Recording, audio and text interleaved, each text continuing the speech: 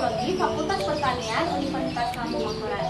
Di sini saya akan melakukan menyampaikan materi tentang budidaya cocor bebek di pekarangan rumah. Tanaman cocor bebek atau Coloncia pinnata merupakan salah satu tanaman hias sekaligus tanaman obat yang sudah lama dikenal oleh masyarakat Indonesia. Tanaman ini memiliki ciri khas daun tebal berair dengan bentuk menyerupai paruh bebek, sehingga dinamakan cocor bebek. Selain indah dipandang, tanaman ini juga memiliki banyak manfaat. Salah satunya untuk mengobati luka, batuk, dan peradangan ringan. Nah, budidaya cocor bebek ini sangat cocok dilakukan di rumah karena perawatannya mudah dan tidak memerlukan lahan yang luas. Kita bisa menanamnya dalam pot sehingga cocok untuk pekarangan sempit, balkon, atau halaman rumah. Cocor bebek dapat tumbuh baik di tempat yang mendapat sinar matahari cukup dan tidak tergenang air. Media tanam yang baik adalah campuran tanah, pasir, dan pupuk kandang dengan bandingan 1:1:1 agar tanah tetap subur dan memiliki dryness yang baik. Nah, cara menanam cocor bebek. Cara menanam cocor bebek itu yang pertama, siapkan alat dan bahan yaitu pot, media tanam seperti tanah, pasir, dan pupuk kandang, dan bibit cocor bebek berupa daun. Yang kedua, isi pot dengan media tanam sehingga hampir penuh lalu ratakan. Ambil daun yang tua dan sehat, kemudian letakkan di atas permukaan tanah. Dalam beberapa hari akan muncul tunas dan kecil di pinggir daun. Yang keempat, siram secukupnya, jangan sampai terlalu basah karena cocor bebek tidak tahan genangan air karena bisa menyebabkan akarnya busuk. Yang kelima, letakkan pot di tempat yang mendapat cahaya matahari tidak langsung dan pindahkan ke tempat yang lebih terang setelah tunasnya mulai tumbuh. Nah, di sini saya akan memperlihatkan gimana caranya tuh menanam cocor bebek.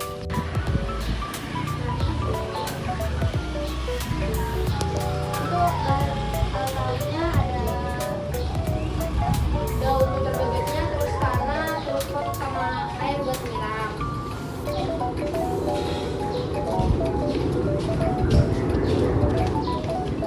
Nah, menyiramnya tuh jangan terlalu banyak karena rawan busuk gitu loh akarnya.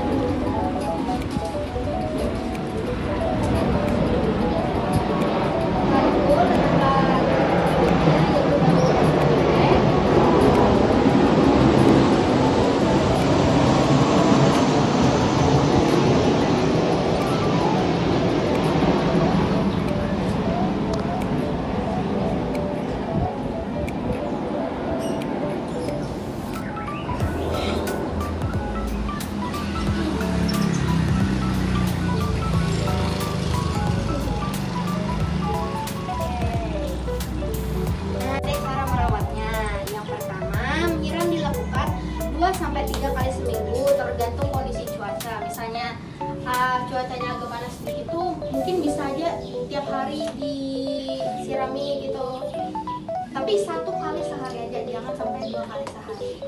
Yang kedua, ada pemupukan, dapat diberikan sebulan sekali menggunakan pupuk organik cair agar tanaman tetap subur. Yang ketiga, pemangkasan daun tua atau rusak dilakukan agar pertumbuhan daun baru lebih optimal. Hindari air menggenang di pot karena dapat menyebabkan akar busuk. Selanjutnya, manfaat cocor bebek yaitu selain mempercantik pekarangan rumah, cocor bebek juga memiliki banyak manfaat kesehatan. Daunnya dapat digunakan untuk mengobati luka luar, batuk, dan panas dalam. Caranya mudah, daun segar ditumbuk lalu ditempelkan pada bagian luka atau direbus untuk meminum airnya. Yang kedua, dengan menanam cocor bebek kita tidak hanya memperindah rumah, tetapi juga menciptakan apotek hidup yang bisa digunakan untuk mengobati sederhana rumah tangga.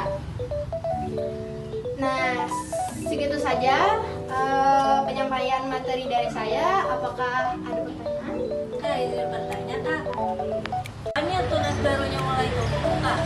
Nah, pertanyaan dari Mbak siapa tadi? Tidak. Mbak Dida.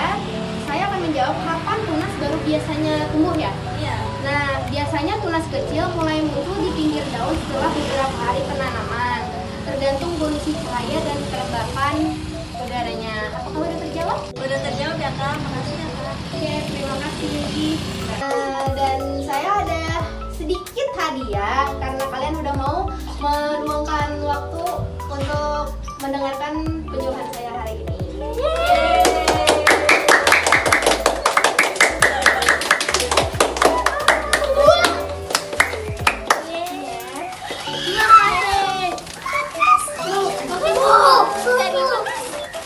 Senang.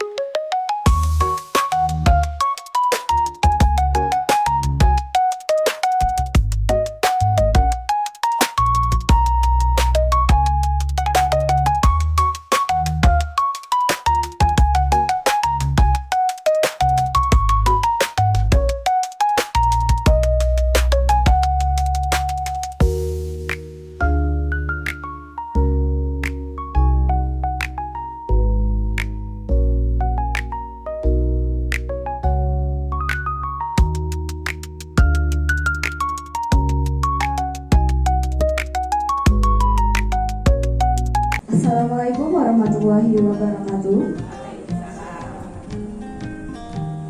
Selamat siang pada hadirin sekalian.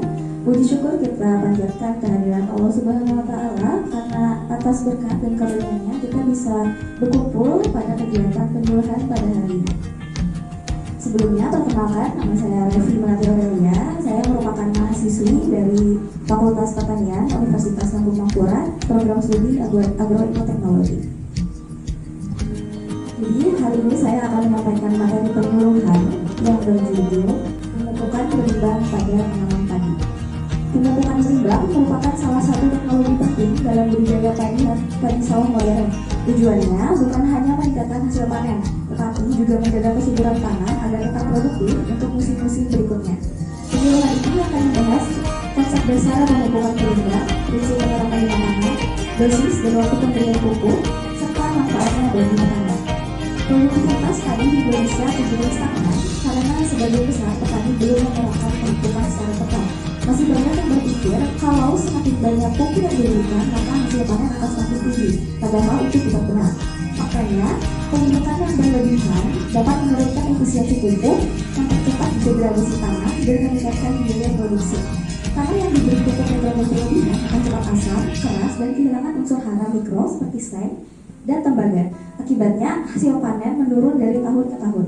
Oleh sebab itu, konsep pemupukan berimbang muncul untuk menyesuaikan jumlah, jenis, dan waktu pemberian pupuk berdasarkan kondisi tanah dan kebutuhan tanaman. Pemupukan berimbang adalah cara memberikan pupuk sesuai dengan kebutuhan tanaman dan ketersediaan unsur hara di tanah.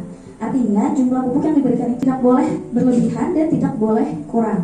Prinsip ini memastikan bahwa setiap unsur hara yang dibutuhkan tanaman, baik makro maupun mikro, tersedia dalam proporsi yang seimbang. Jadi ada yang namanya prinsip 4 tepat dalam pemupukan. Yang pertama yaitu tepat jenis, pilih jenis pupuk sesuai unsur hara yang dibutuhkan. Lalu ada tepat dosis, dosis pupuk harus berdasarkan hasil uji tanah atau rekomendasi spesifik lokasi. Lalu ada tepat waktu, pupuk diberikan pada fase pertumbuhan yang membutuhkan hara tertentu. Dan tepat cara, pupuk harus diaplikasikan dekat akar agar mudah diserap tanaman, bukan ditebar sembarangan di permukaan air. Lalu ada unsur hara yang penting pada padi. Yang pertama ada nitrogen. Nitrogen berfungsi untuk merangsang pertumbuhan daun dan batang. Lalu yang kedua ada fosfor. Fosfor penting untuk pertumbuhan akar, pembentukan bunga, dan pemasakan biji. Lalu yang ketiga ada kalium. Kalium berperan dalam pengisian bulir dan memperkuat batang agar tidak mudah rebah. Selain itu, unsur mikro seperti seng, tembaga, besi, dan mangan juga diperlukan meskipun dalam jumlah sedikit, karena berperan dalam pembentukan klorofil dan aktivitas enzim tanaman. Lalu ada pedoman dosis pemupukan padi. Yang pertama, pemupukan dasar dilakukan 7-10 hari setelah tanam. Pupuk yang digunakan yaitu urea sebanyak 100 kg per hektar dan NPK sebanyak 100 kg per hektar. Lalu yang kedua, pemupukan susulan 1 yang dilakukan pada 21 sampai 25 hari setelah tanam. Pupuk yang digunakan yaitu urea sebanyak 100 kg per hektar dan NPK sebanyak 100 kg per hektar. Lalu yang ketiga, ada pemupukan susulan 2 yang dilakukan 30 sampai 35 hari setelah tanam, yaitu urea 50 kg per hektar jika daun terlihat pucat. Tapi dosis ini bisa berbeda antar daerah tergantung hasil uji tanah dan varietas padi yang digunakan. Oleh karena itu disarankan menggunakan uji tanah atau bagan warna daun untuk menentukan kebutuhan yang sebenarnya. Lalu teknik aplikasi pupuk. Pupuk sebaiknya diberikan dalam larikan, yaitu dalam membuat kamar kecil di antara barisan tanaman dan menutupnya kembali setelah pupuk dimasukkan. Cara ini membuat pupuk lebih dekat dengan akar sehingga penerapannya maksimal. Untuk pupuk P dan K diaplikasikan pada saat pengolahan tanah agar tidak mudah hilang. Sedangkan pupuk N sebaiknya diberikan beberapa kali secara bertahap sesuai pertumbuhan tanaman. Manfaat pemupukan berimbang diantaranya yang pertama yaitu efisiensi penggunaan pupuk meningkat sebanyak 15-30%. Lalu yang kedua, produksi gabah naik sebanyak 10-20%. Yang ketiga, kesuburan tanah lebih terjaga dan tidak cepat rusak. Lalu yang keempat, dapat mengurangi pencemaran air dan udara akibat pupuk yang berlebih. Lalu yang kelima, biaya produksi bisa ditekan karena pupuk digunakan sesuai dengan kebutuhan. Baik, sekian pemaparan materi dari saya. Sekarang kita akan masuk ke sesi tanya jawab. Perkenalkan, nama saya Robitul Adaliyah dari Gambut. Kapan waktu yang tepat saat melaksanakan pemupukan pada tanaman padi? Perkenalkan, nama saya Dewi dari Dajak Pendamping. Adakah kombinasi dari penggunaan pupuk antara pupuk anorganik dan pupuk organik? Nama kami Alfianur dari Petani Gambut. Berapa dosis yang paling baik untuk tanaman padi? Baik, terima kasih atas pertanyaan-pertanyaan yang telah diberikan. Saya akan menjawab dari pertanyaan yang pertama, yaitu kapan waktu yang tepat untuk melakukan pemupukan pada tanaman padi? Jawabannya yaitu waktu yang tepat untuk melakukan pemupukan adalah pada pagi hari dimulai dari jam 8 sampai jam 9 pagi dan untuk sore hari mulai dari jam 5. Lalu untuk pertanyaan kedua, bagaimana cara mengkombinasikan pupuk organik dan pupuk anorganik untuk hasil yang maksimal? Yang pertama, caranya dengan menggunakannya secara bertahap. Dan yang kedua, itu mencampur kompos dengan pupuk anorganik sebelum diaplikasikan pada tanaman padi.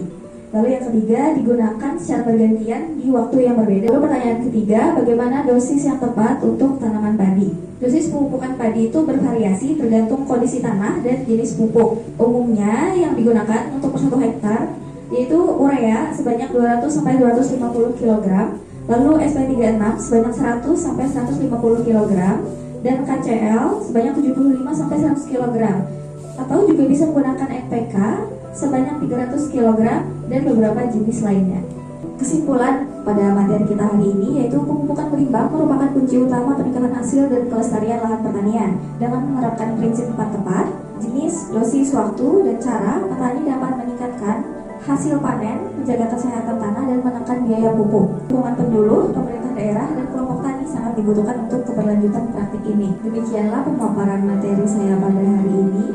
Saya ucapkan terima kasih kepada para audiens yang telah berhadir pada hari ini. Mohon maaf bila ada salah kata yang disengaja maupun tidak disengaja. Saya ucapkan terima kasih. Wassalamualaikum warahmatullahi wabarakatuh.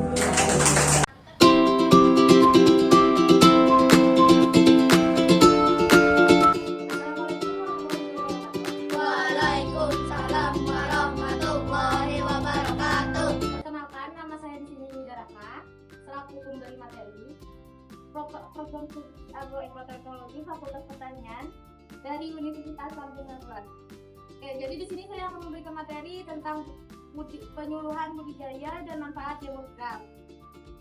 Jadi jamur tiram itu adalah salah satu jenis jamur yang dikonsumsi yang banyak digemari karena rasanya lezat, teksturnya lembut dan mudah dimakan. Disebut jamur tiram karena berbentuk tudungnya menyerupai cangkang tiram, di mana jamur tiram juga cukup mudah bisa dilakukan di rumah yang modalnya tidak terlalu besar dan hasilnya menjadi sumber penghasilan tambahan. Alat-alat dan cara pembuatannya, alatnya yaitu ada serbuk kayu, dadak halus, kapur, air bersih, plastik backlog, cincin dan karetnya, dan yang terakhir bibit yang sangat penting kita gunakan. Bibitnya ini bibit F2. Lanjut, cara pengolahannya yang pertama yaitu pencampuran bahan. Nah, jadi campuran bahannya ada serbuk kayu tadi, dadak, terus juga kapur, dicampur dengan air. tapi jangan terlalu basah, cuma lembab-lembabnya aja. Terus pengisian medianya, masukkan campuran air ke dalam plastik backlog dan padatkan. Nah, setelah yang kita campur tadi dimasukkan ke plastik backlog, dihentak-hentak terus jadi padat. Setelah itu ditutup dengan cincin dan karetnya. Setelah itu proses sterilisasi. Nah, prosesnya ini backlognya tadi dikukus. Setelah dipadatkan tadi backlognya dikukus. Setelah dikukus selama 8 jam agar bakteri dan jamur lainnya mati. Terus setelah sterilisasi ada pendinginan dan pembibitan. Setelah pembibitan dan pendinginan, setelah dingin masukkan bibit jamur ke dalam backlog. Jadi didiamkan dulu setelah dipanaskan 8 jam tadi. Setelah itu inkubasi. Inkubasi ini menumbuhkan meseliumnya. Meselium itu yang di backlognya itu nanti ada putih-putihnya. Selama yang tempatnya itu harus bersuhu 20 sampai 30 Celcius untuk tumbuh meselium tadi. Terus yang keenam, pemeliharaan. Nah, pemeliharaan dan penyiraman ini tahap terakhir dalam pembuatan jamur tiram tadi. Dimana setelah kita lakukan langkah-langkah pembuatan tadi, kita akan memelihara dan menyiramnya aja setiap hari. Nanti setiap hari gantian. Waktu panennya 2 sampai 3 minggu setelah pembibitan ke backlog. Tanda jamur siap panen adalah tutung jamur pekar sempurna tapi belum terlalu lebar. Dalam satu backlog jamur bisa dipanen berkali-kali, 4 sampai 5 kali. Jadi satu backlog itu bisa dapat hasilnya 1 kilo. Dari harga backlognya 6.000. Lanjut, manfaatnya. Nah, manfaat makan jamur tiram tadi mengandung protein tinggi dan lemak rendah baik untuk tubuh. Yang kedua, membantu menurunkan kolesterol dan menjaga kesehatan jantung. Yang ketiga, mengandung vitamin B kompleks, zat besi dan serat alami. Yang keempat, bisa menjadi sumber makanan sehat bagi keluarga. Peluang usaha untuk jamur tiram ini sangat bagus karena permintaan pasar stabil dan terus meningkat. Yang kedua, modal kecil tapi untung besar. Yang ketiga, bisa dilakukan di rumah dengan lahan yang terbatas. Terus juga produk jamur tiram bisa dijual dalam bentuk mentah dan bisa diolah. Jadi ada juga yang diolah jadi jamur tiram, sushi, nugget jamur tiram, pentol bisa juga. Lanjut, setelah itu jadi di sini aku ada video cara pembuatan produk pengolahan backlog jamur tiram tadi.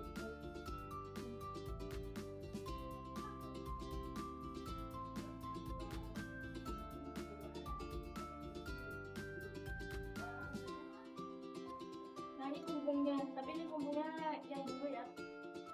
Nah, backlog diletakkan di susunan rangkaian gini, yang backlog tadi yang dibuat tadi buat pemeliharaannya. Ini pemeliharaannya.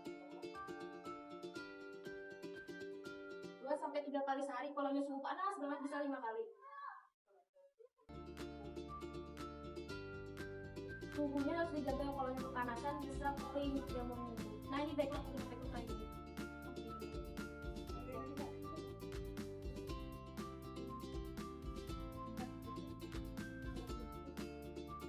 Bisa dipanaskan 5 sampai 6 kali. Kolomnya nutrisinya banyak. Nah, untuk ini kan panennya, pemeliharaan panennya. Nah, sedangkan ini pengolahannya. Nah, ini sedangkan pengolahannya kayak gitu. Dari serbuk kayu yang sisa-sisa kayu, 5 kayu, terus diaduk dicampur dengan air. Nah, ini nanti setelah dicampur tadi tuh dikukum. Bahasa Indonesianya dikukum apa ya? Dendapkan ya. Nanti tuh itunya nanti serbuk yang kayu tadi tuh kayak panas. Pokoknya ada bau-baunya gitu ini. Nah, setelah tadi itu disterilisasi di dalam drumnya gede.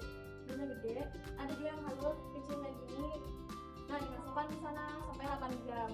Sterilisasinya biar bakterinya hilang. Setelah itu masukkan bibit-bibit jamur F2. Kan ada F1, F2, F0. Nah, bibit yang F2 tadi kita masukkan. Sudah selesai. Jadi itu dari sekian, terima kasih. Ada pertanyaan? Saya ada pertanyaan, Kak. Ya. Apa? Kak, izin bertanya, kalau boleh tahu kapan ya waktu panennya? Nah, jadi waktu panennya itu ketika jamur diinkubasi tadi kelihatan meseliumnya penuh. Nah, setelah penuh kita letakkan di rak-rak tadi, jangan disiram dulu, tapi tunggu dulu sampai 1 minggu. Nah, 1 minggu itu nanti ada muncul jamurnya. Nah, itu waktu panennya. Jadi sekitar 2 sampai 3 bulan. 2 bulan lah kalau jadi banyak didikitkan. Nah, jadi sekitar 2 bulan. Oke, apakah terjawab? Ya, terjawab. Terima kasih banyak ya, Kak. Oke, siap. Nah, setelah ini aku akan memberikan oleh-oleh ke kalian yang berupa snack dan produk jamur tiram yang mentahnya. Ya, Kita dapat. Kamu enggak yang kulitnya. Ini jamurnya nanti mamanya suruh bikin ya. Jadi crispy enak Jadi tahu. crispy enak, cara pengolahannya nanti aku kasih tahu guys. Ini udah pernah bikin. Betul nggak? Alhamdulillah udah pernah bikin. Siapa? Alhamdulillah. Diganti bumbu biasanya ya, Bang. Kamu ada murah ya? Iya. Buat apa? Aku dapat McD kan? McD. Ini apa Kita olah ya. Kita ya kalau Yeay, dapat jamur. Ayo kita bikin ini, guys. Foto dulu kan? Iya, di foto. Dapat. Perkenalkan, nama saya Aldo, NIM 2510512310021. Dari Prodi Agroekoteknologi, saya ingin melakukan penyuluhan tentang menumbuhkan rasa percaya diri petani.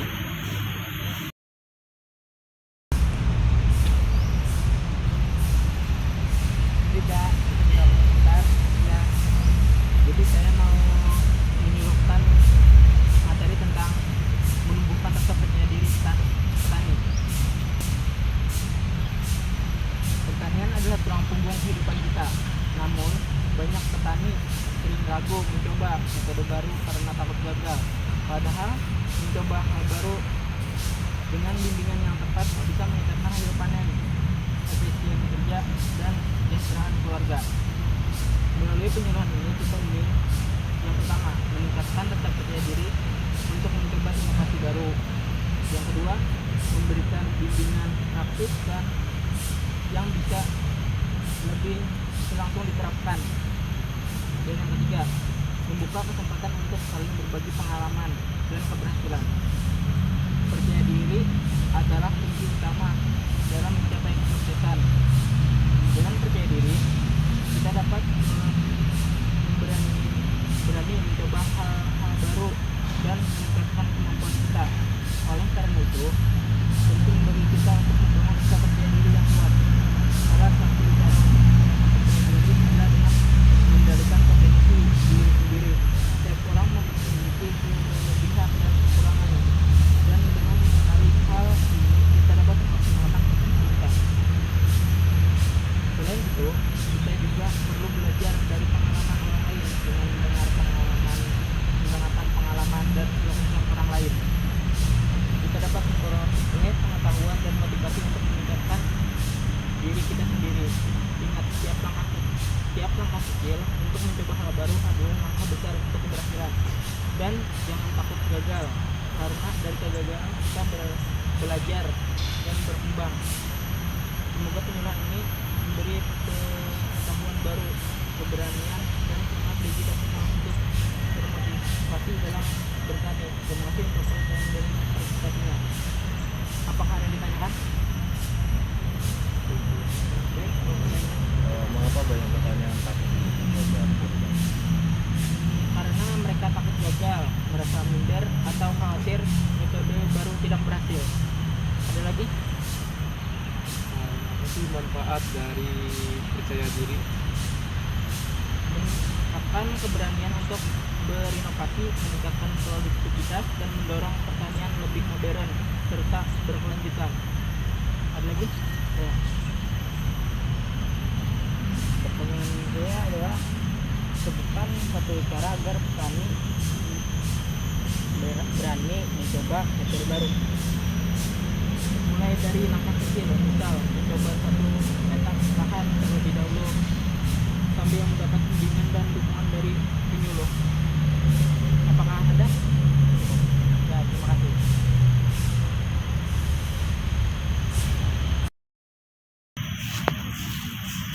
Jika bikin waktunya sebentar, saya ingin menyuluhkan tentang menumbuhkan percaya diri petani. Jadi petani adalah tulang punggung kehidupan. Banyak petani masih ragu mencoba metode baru karena takut gagal. Padahal mencoba hal baru dengan bimbingan yang tepat bisa meningkatkan hasil panen dan kesejahteraan keluarga. Tujuan penyuluhan ini, yang pertama, meningkatkan rasa percaya diri untuk mencoba inovasi. Yang kedua, memberikan bimbingan praktis yang mudah diterapkan. Dan yang ketiga, membuka kesempatan saling berbagi pengalaman. Percaya diri itu membuat kita lebih berani mencoba berkembang.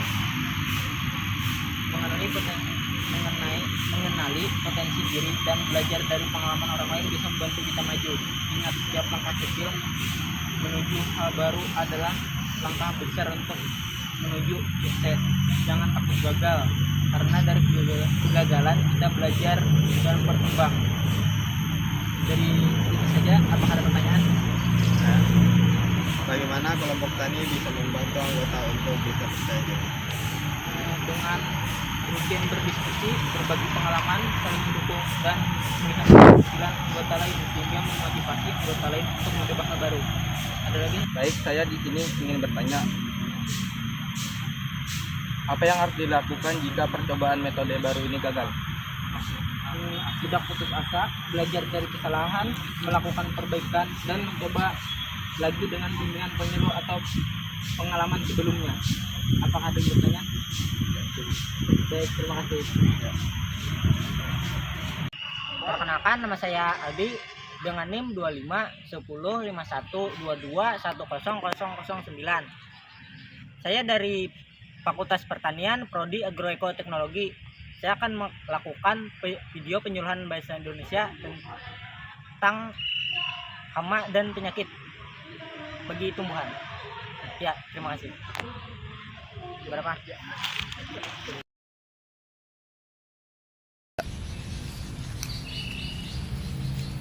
Bang, boleh minta waktunya sebentar? Boleh. Ya. Saya ini mau ada tugas penyuluhan bahasa Indonesia, boleh? Boleh. Ya, saya akan mulai. Assalamualaikum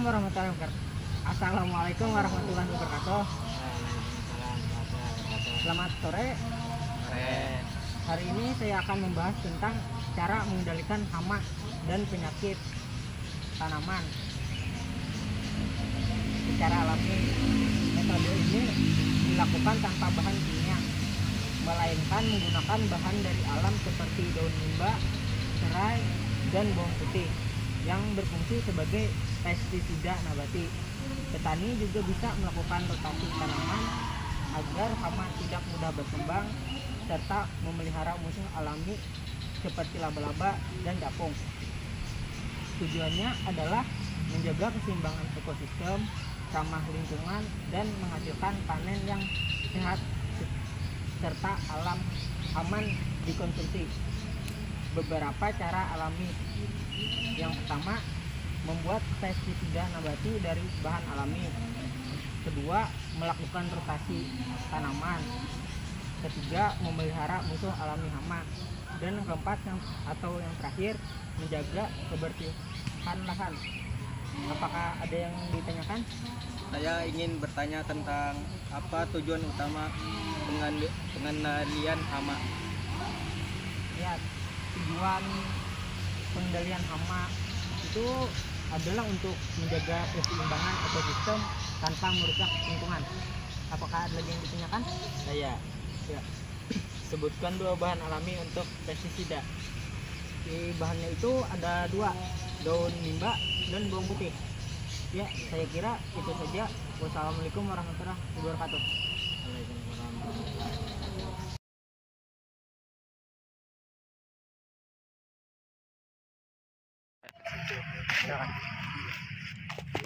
Aryan, coba lihat Aryan. Jangan dong. Apakah sibuk? Mana ya? Saya ini mau mengerjakan tugas penyuluhan bahasa Indonesia, boleh? Ya, izin dimulainya. Assalamualaikum warahmatullahi wabarakatuh. Selamat sore.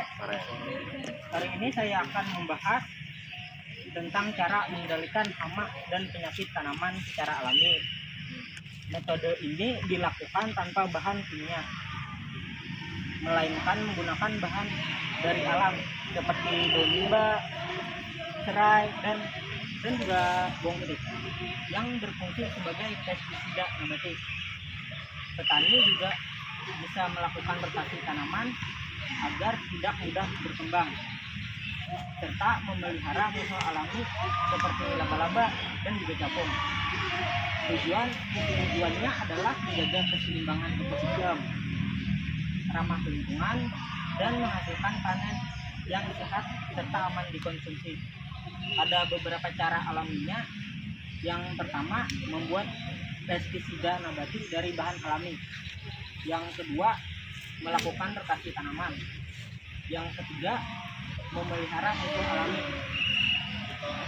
Dan yang keempat, menjaga kebersihan lahan. Saya kira itu saja. Apakah ada yang ditanyakan? Mungkin hanya dia ada membahas rotasi tanaman. Kalau boleh tahu apa sih manfaat rotasi tanaman? Manfaatnya itu memutuskan siklus hidup hama. Ya, apakah ada lagi? Ya, apa? Mengapa pestisida alami lebih baik? Karena aman bagi lingkungan dan juga aman bagi manusia. Apakah ada lagi atau cukup? Ya, saya kira cukup. Assalamualaikum warahmatullahi wabarakatuh.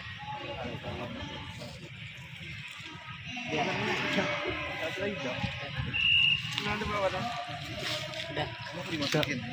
Sudah dong. Berapa?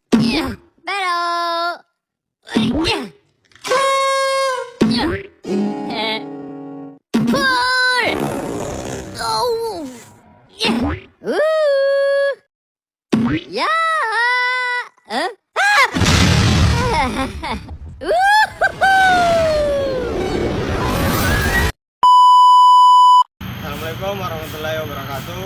Perkenalkan, nama saya Husaini dengan NIM 25105123 dari Prodi Agroekoteknologi. Ingin membuat video penyuluhan tentang pertanian berkelanjutan untuk masa depan yang lebih hijau. Terus Mas, boleh minta waktu sebentar? Boleh. Buat bikin video penyuluhan tentang pertanian berkelanjutan untuk masa depan yang lebih hijau. Pertanian berkelanjutan adalah sistem pertanian di lingkungan dengan cara menjaga keseimbangan antara hasil produksi, kelestarian lingkungan, dan kesejahteraan petani. Kegiatan pertanian tidak hanya berfokus pada hasil panen yang banyak, tapi juga memperhatikan agar tanah, air, dan lingkungan tetap terjaga untuk digunakan oleh generasi mendatang. Tujuan pertanian berkelanjutan ini terbagi menjadi 4, yaitu menjaga kesuburan tanah agar bisa digunakan dalam jangka panjang, mengurangi pencemaran lingkungan akibat penggunaan bahan kimia berlebihan, ketiga, meningkatkan kesejahteraan petani melalui efisiensi biaya dan hasil panen yang stabil. Keempat, menjamin ketahanan pangan di masa depan. Apakah ingin bertanya? Ya, saya ingin bertanya. Bisa jelaskan ke apa itu pertanian berkelanjutan? Pertanian berkelanjutan adalah sistem pertanian yang menjaga keseimbangan antara hasil produksi, kelestarian lingkungan, dan kesejahteraan petani. Jadi, tidak hanya fokus pada panen besar, tapi juga menjaga tanah dan air agar tetap subur untuk jangka panjang.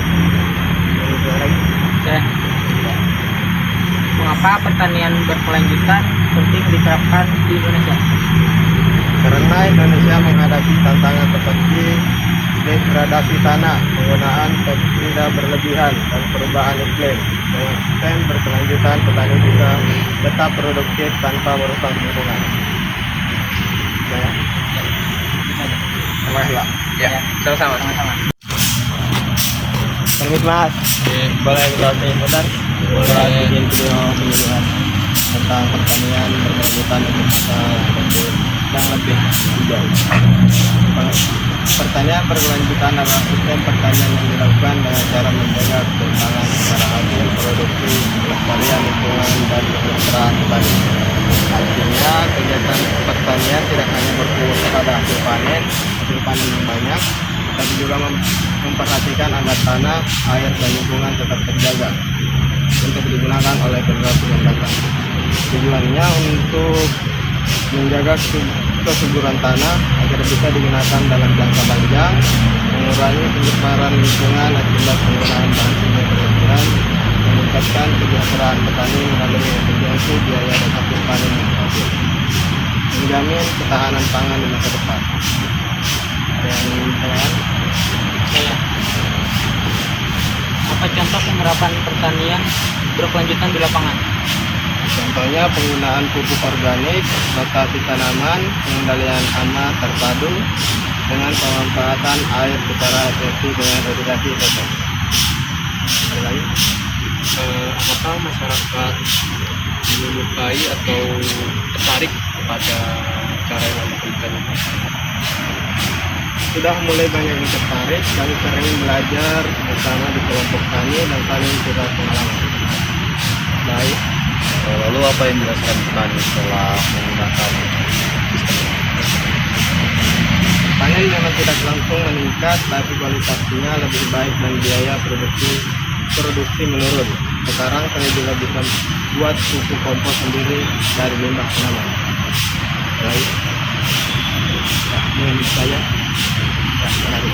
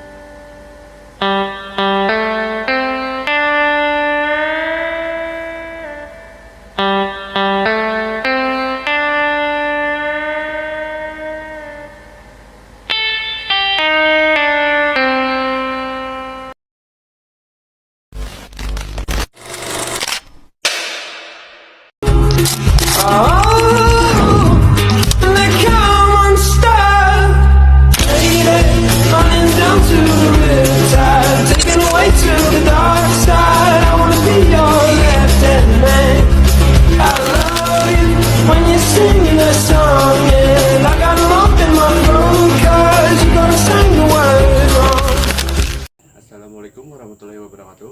Perkenalkan, nama saya Muhammad Rifki Hamid dengan NIM 251051221014. Tujuan saya membuat video ini untuk menyelesaikan tugas bahasa Indonesia.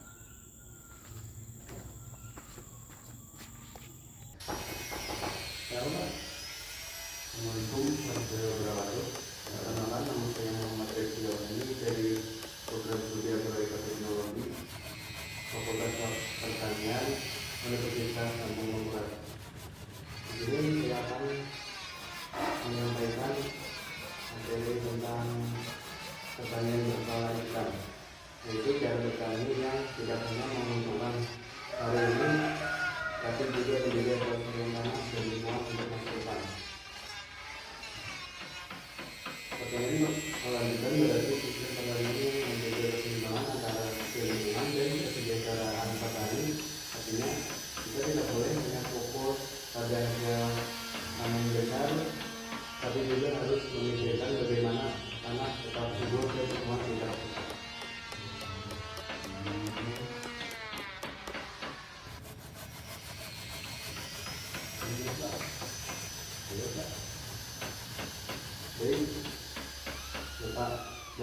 Jadi pertanyaan berlanjut adalah kunci menjaga panen dan lingkungan kita lestari.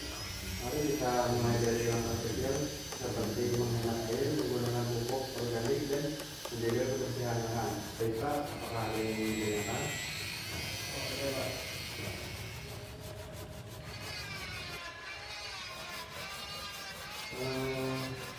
Apa yang harus dilakukan?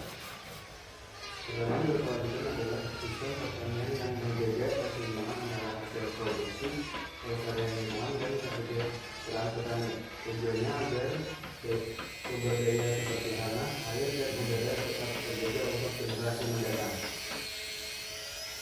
Pak, ini bertanya Pak, ya, mengapa pertanian berkelanjutan berbentuk Dulunya karena cara bertani yang berlebihan dapat merusak tanah, mencemari air dan menurunkan hasil panen yang jangka panjang. Dengan pertanian berkelanjutan, lahan tetap subur, lingkungan tetap sehat, dan petani tetap sejahtera. Demikian dari saya. Saya tutup. Wassalamualaikum warahmatullahi wabarakatuh. Sekian video dari saya. Wassalamualaikum warahmatullahi wabarakatuh.